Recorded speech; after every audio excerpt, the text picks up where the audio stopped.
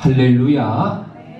오늘 주님의 거룩한 날, 주의 전을 찾아오신 여러분들을 주님의 이름으로 환영하고 축복합니다.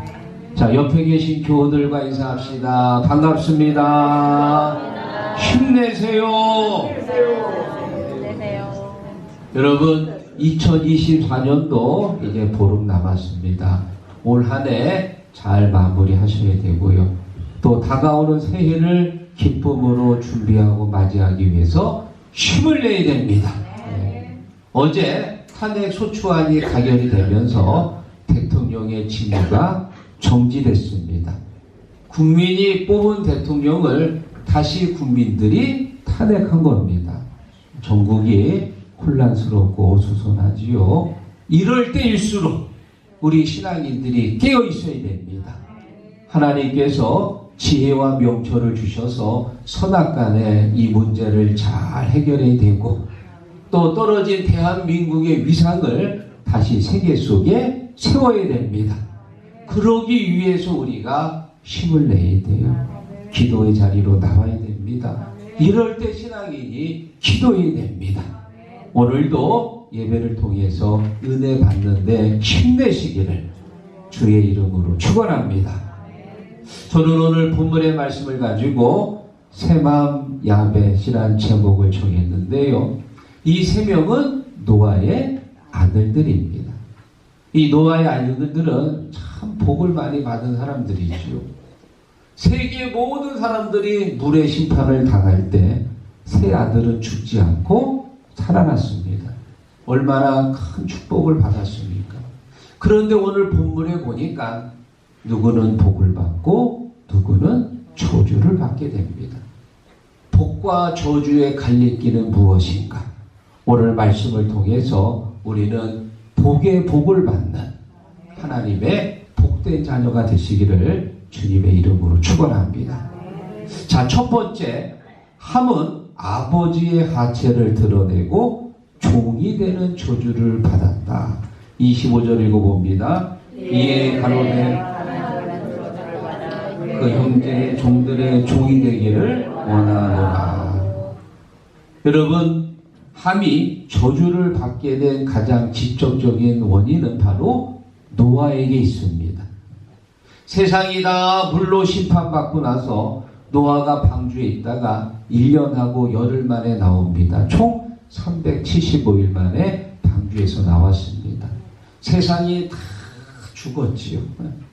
하나님께서 이제 세상을 다시는 심판하지 않겠다고 하시며 증표를 주십니다. 바로 무지개입니다.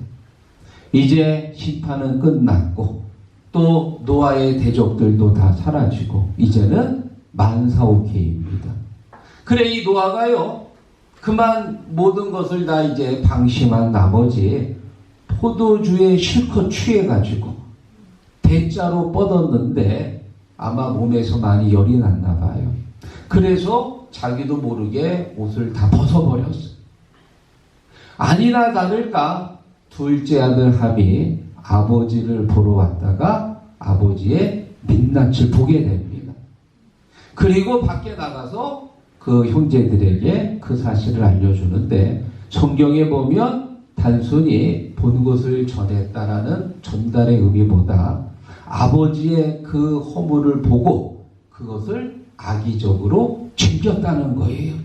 다시 말하면, 형 이리 와봐. 야 동생 너도 와봐. 내가 비밀 하나 가르쳐 줄까? 글쎄, 아버지 방에 들어갔더니 아버지가 홀딱 벗고 누워 계셔. 아유, 얼마나 보기 좋은지 같이 가서 볼래? 아버지의 허물을 악의적으로 즐긴 거예요. 여러분, 술에 취해서 이렇게 떡이 돼본 적이 있으신가요? 저는 술을 먹질 않아가지고 잘 모르겠습니다. 그런데 사람이 술에 취하게 되면은 평상시 반듯하던 사람도 망가집니다. 말도 많아지고 몸에서 술 냄새도 나고 하지 않았던 실수도 하게 되지요. 그래서 우리가 예수 믿고 술을 마시지 않는 것만으로도 큰 복이에요. 술 취하는 것은 하나님이 원치 않는 일입니다. 19세기 미국의 유명한 부흥사였던 무디 목사님이 이런 말합니다. 지옥을 보고 싶으냐? 그러면 알코올 중독자의 집에 가봐라. 거기가 지옥이다. 거기가. 우리가 신앙생활하면서 술을 마시지 않고 낮에와 같이 단정히 행하고 방탕과 술 취하지 않기를 주의 이름으로 축원합니다. 여러분, 노아는 창세기 6장에 보면 뭐라고 나왔냐? 의인이고 당대의 완전한 사람이라. 하나님이 그와 동행했다고 그랬거든요. 이렇게 의인이고 완전했던 이 노아도 술에 취하니까 소용없어요. 그냥 완전히 벌거벗고 널브러져 버렸어요. 그래서 아들들에게 보기 흉한 모습을 보이게 됩니다. 그런데 우리가 여기서 정말 기억해야 될 게 뭐냐? 실수는 누가 했어요? 아버지가 했지. 노아가 술에 마셔서 떡이 돼가지고 하체를 보인 건 노아가 한 일인데 저주는 누가 받았어요? 아들이 받은 거예요. 둘째 아들 함이 저주를 받았습니다. 함은 그냥 본 것을 그대로 전달한 것뿐인데 저주는 결국은 아들이 받게 된다. 왜 그랬을까? 아버지의 허물을 덮어주지 않고 들추었기 때문에. 여러분, 저나 여러분이나 다 같이 허물들이 있습니다. 과거에 부끄러운 치부들이 있습니다. 그런 것들을 만약에 내가 알게 되었을 때 입이 근질근질 해가지고 이 사람한테 얘기하고 저 사람한테 얘기하고 동네방네 다 떠들면 하나님이 결코 용서하지 않습니다. 허물이 보여지면 허물을 덮어야 돼요. 허물을 가려주는 것이 우리가 해야 할 일인 줄로 믿습니다. 요한복음 21장에 보면 부활하신 예수님께서 갈릴리 바다에 나타나십니다.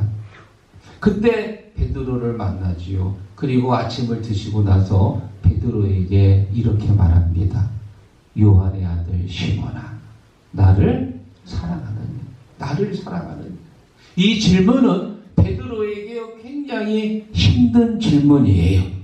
왜냐? 방금 전에 어떤 일이 있었냐? 예수님 모른다고 베드로가 3번이나 부인했거든. 절대 부인하지 않겠다고 큰 소리 쳤는데 그 어린 여자 노비 앞에서 이 갈릴리 바다의 거친 사나이, 등치도 그 여자 노비보다 뭐 몇 배나 크겠죠. 쩔쩔매면서 3번이나 부인했거든요. 저 같았으면 등치값이나 해 이 친구야. 그 조그만 어린아이 앞에서 3번이나 나를 부인해? 네가 그래도 수제자라고 자격이 있어? 아마 혼을 낼 겁니다. 들추어가지고 아주 큰 모욕을 줬을 겁니다. 그런데 예수님은 거기에 대해서는 한마디도 안 하세요. 오히려 베드로의 이 허물, 실수를 예수님께서는 그냥 덮어주시고 그리고 말씀하십니다. 내 양을 먹이라. 할렐루야. 내 양을 먹이라. 허물 많은 베드로를 덮어주시고 베드로에게 새로운 사명을 주신 줄로 믿습니다. 혹시 여러분 중에 목사님, 저는 천성적으로 입이 근질근질해가지고 그런 얘기를 들으면 가만히 있질 못하겠어요. 그런 분이 계시면 제가 이미 방법을 가르쳐드렸지. 집에 가서 이불을 쓰고 그 속에서 부부끼리 실컷 얘기하세요. 목사님의 흉도 얘기하고 사모님의 흉도 얘기하고 장로님, 권사님, 시어머니 흉도 다 보시라고. 거기서 다만 집 밖에 나가지 않게. 사랑하는 성도 여러분, 남의 허물을 들추고 그것을 이야기하는 사람은 하나님이 결코 용서하지 않습니다. 우리는 허물을 덮는 하나님의 자녀가 되기를 주의 이름으로 축원합니다.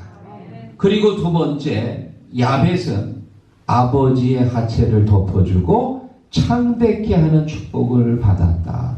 27절 읽어봅니다. 하나님이 야벳을 창대하게 하사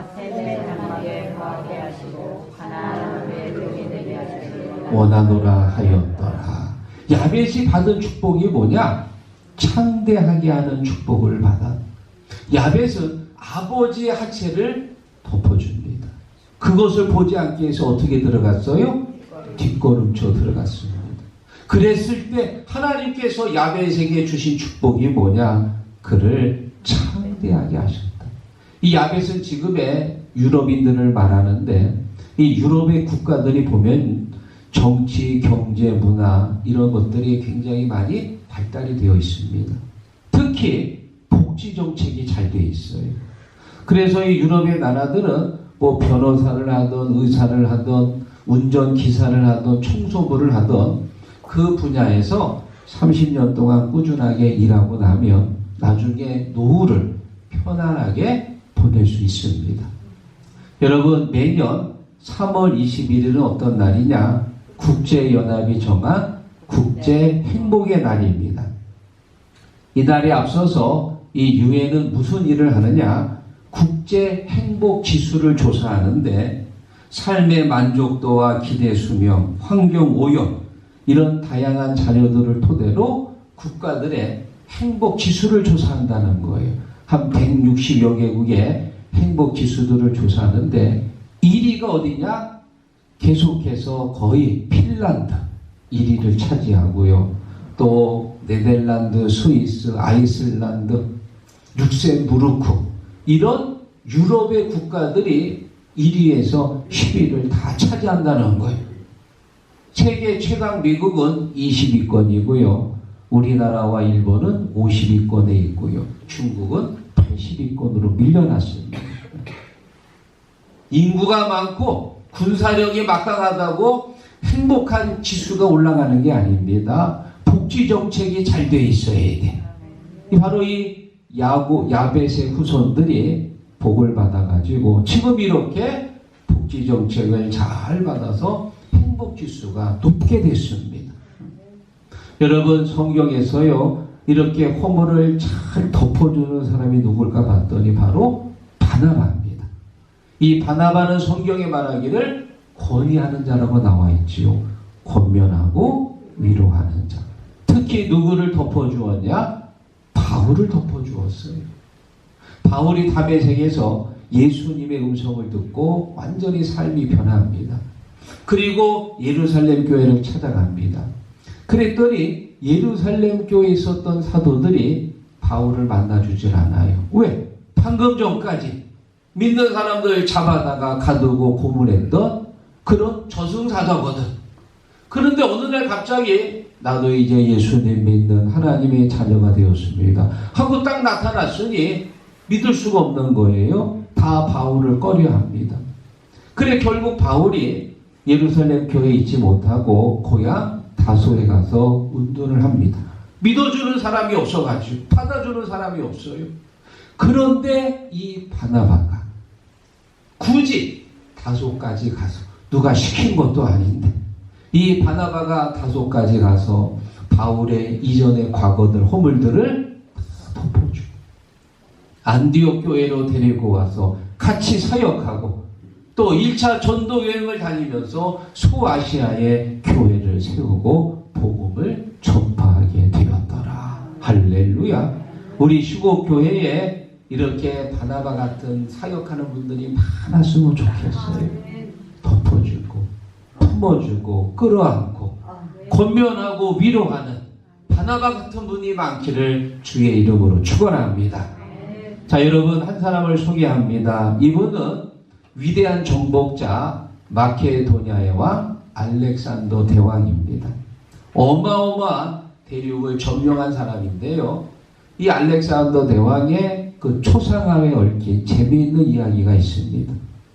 자기의 초상화를 그리고 싶어서 당대의 유명한 화가를 불렀습니다. 내 초상화를 그려라. 그래 이 화가가 대왕의 초상화를 그리려고 이제 준비하는데 한 가지 고민이 생겼어. 고민이. 그게 뭐냐?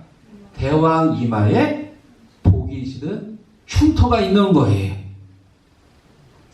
그거를 그대로 그렸다가는 대왕이 화를 내고 노발대발할 것 같기도 하고 또 그것을 안 그리자니 화가의 양심상, 화가가 어떤 사람입니까? 그대로 그려야 되는데 있는 걸 안 그리자니 또 양심이 또 허락하지 않고 고민하다가 기발한 생각을 해냈습니다.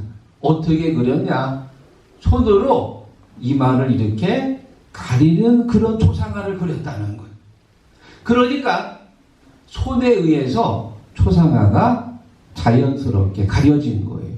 여러분, 제가 이렇게 하니까 왠지 더 우리 성도들을 생각하고 왠지 좀 고민과 깊은 산에 빠진 그런 더 아주 훌륭한 사람처럼 보이지 않나요?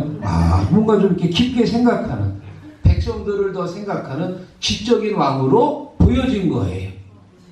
대왕이 그 초상화를 보더니 박수를 치면서 참으로 멋진 그림이로다. 이 화가에게 큰 상을 베풀어라. 할렐루야. 화가가 칭찬받은 이유가 뭡니까? 대왕의 허물을 덮었거든, 가렸거든. 그래서 잠언서 17장 9절에 말하기를 허물을 덮어주는 자는 사랑을 구하는 자요, 친한 벗을 이간하는 자니라. 여러분, 이간질은 누구의 특기인가요? 사탄이요, 사탄. 사탄이 부부끼리 서로 이간질시키고, 부모와 자녀가 이간질시키고, 성도와 목사들을 이간질. 이게 사탄의 특징이거든요. 우리가 이간질하면 안 돼. 허물을 덮지 않으면 상대방을 서로 이간질하는 거예요. 늘 돕는 일을 감당해야 될 줄로 믿습니다. 27절에 이런 말이 있습니다. 샘의 장막에 거하게 하시고. 야벳을 축복할 때 샘의 장막에 거한다는 얘기는 하나님께서 샘을 통해서, 샘의 후손들을 통해 복음이 들어갔고 그 복음이 나중에 야벳으로 흘러갔다, 그 말이에요. 다시 말하면 바울이 복음을 들고 유럽에 들어가서 복음을 전했을 때 유럽에 찬란한 복음의 꽃이 피우게 되었더라. 야벳의 후손들이 복을 받게 된 이유가 뭡니까? 아버지의 허물을 덮었기 때문에. 사랑하는 성도 여러분, 여러분 주위에 여러분 친구들, 여러분 아는 사람들의 허물을 발견했을 때 덮어주십시오. 품어주십시오. 하나님이 기뻐하시고 칭찬하시고 복을 주실 줄로 믿습니다. 자, 그리고 마지막 세 번째, 샘은 아버지의 하체를 덮어주고 하나님을 찬양하는 축복을 받았다. 자, 26절 읽어봅니다. 또 이르되 샘의 하나님 여호와를. 아멘. 여호와를 찬송한다. 다시 말하면 영적인 축복을 받았다, 그 말이에요. 샘의 후손들이 하나님을 섬기는, 하나님을 찬양하는 영적인 축복을 받았다. 쉽게 말하면 샘의 후손 중에 아브라함이 있습니다. 하나님께서 그 많은 사람들 가운데 아브라함을 불러가지고 그를 믿음의 조상으로 세우시고 그의 백성들을 하나님이 선택하신 선민으로 만드신 줄로 믿습니다. 지금도 이스라엘 사람들, 유대인들은요, 이 선민의식이 대단해요. 하나님이 우리를 선택하셨다. 하나님이 우리를 하나님의 백성으로 삼으셨다. 이건 세계 최강. 어딜 가도 이 선민의식은 변하지 않는 것. 우리는 어떻습니까? 우리도 그에 못지 않습니다. 오늘 이 눈 내리는 이 비 궂은 날, 이 눈 내리는 궂은 날에 오늘 우리가 이곳에 온 이유가 뭡니까? 하나님이 나를 부르셨고 하나님이 나를 자녀로 삼으셨기 때문에 오늘 우리가 이곳에 온 줄로 믿습니다. 너희가 나를 택한 것이 아니고 내가 너희를 택하여 세웠노라. 믿습니까? 주님 나를 부르셨으니, 주님 나를 부르셨으니 내 모든 정성, 내 모든 정성 주만 위에 바칩니다. 주님이 나를 이곳에 부르신 줄로 믿습니다. 샘이 축복을 받은 이유는 뭐냐? 야벳처럼 아버지의 하체를 보지 않고 뒷걸음쳐 들어가서 아버지의 허물을 덮었기 때문에. 사랑하는 성도 여러분, 저도 허물이 있습니다. 여러분도 있지요. 그거 들추지 마십시오. 많이 알면 다치는 거요. 알려고 하지 마십시오. 오히려 모르는 게 낫습니다. 우리가 무슨 추정 60분도 아니고 자꾸 파헤치고 자꾸 그거를 뭐 드러내려고 하지 마시고요. 신앙 안에서 그것을 사랑으로 덮어야 됩니다. 교회가 어떤 곳입니까? 교회는 그 사람의 99가지 단점은 그냥 덮어두고 그 사람이 잘하는 한 가지. 군뱅이도 뭐가 있어요? 구르는 재주 있잖아요. 군뱅이도. 우리 어르신들 보면 얼마나 유모차를 잘 보는지 운전 잘 하시더라고. 유모차 밀면 이 언덕도요 거의 1단으로 쫙 올라가더라고. 아유, 나도 늙으면 유모차 좀 밀고 싶더라고. 부러워. 어떤 권사님은 유모차가 1호차, 2호차, 3호차까지 있더라고. 누구도 다 장기가 있습니다. 단점은 가리는 거예요. 그리고 장점을 살려주는 겁니다. 그게 바로 교회가 하는 일입니다. 그래서 누구든지 시국 교회만 오면 예수 믿고 구원받고 은혜 받고 힘을 얻고 위로를 받고 누구든지 주님이 세워주시고 그를 통해서 일꾼으로 만들어 주시는 줄로 믿습니다. 말씀을 정리하면서 재미있는 예화를 하나 소개합니다. 어떤 엄마가 돌이 된 아기를 데리고 공원에 갔습니다. 그리고 지금 뭐 하는 것 같아요? 걸음마 시키는 거예요. 걸음마. 돌이 되면 다들 일어나잖아요. 한 걸음 걷다가 넘어지고 또 일어나가지고 또 한 걸음 걷는데 어서와 민수야 빨리 와. 또 한 걸음 걷는데 또 넘어지고. 이게 이제 쉽지 않지요. 걸음마 배우는 게. 그러다가 드디어 몇 번 실패하다가 한 걸음을 걸었습니다. 그럼 엄마가 어때요? 너무 행복해하지요. 맨날 누워서 오줌만 싸던 애가 어느 날 뒤집기를 하고 그러면 신기한 거예요. 그러다가 어느 날 또 깁니다. 어이구 세상이 달라 보이지요. 그리고 어느 날 가까스로 일어나고 그리고 또 한 걸음 한 걸음을 걸을 때 엄마는 정말 신비로운 세계를 경험합니다. 너무 좋아서 어쩔 줄 모르는데 마침 옆에서 아까부터 그 모습을 지켜보던 할아버지가 한 분 계셨어요. 엄마가 자랑합니다. 할아버지 보셨어요? 우리 민수가 드디어 한 걸음을 걸었습니다. 너무 좋아서. 그랬더니 할아버지가 퉁명스럽게 그러는 거예요. 한 걸음 걸으면 뭐해? 13번 넘어졌는데. 그러니까 지금 이 할아버지는 뭘 세고 있었어요?